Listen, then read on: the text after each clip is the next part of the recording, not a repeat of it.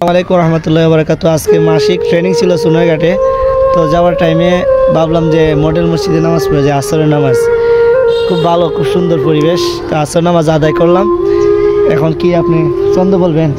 ঠিক আছে বলেন, আমি আপনার সাথে কইতাম নি? জি ইনশাআল্লাহ। আচ্ছা ঠিক আছে বলেন।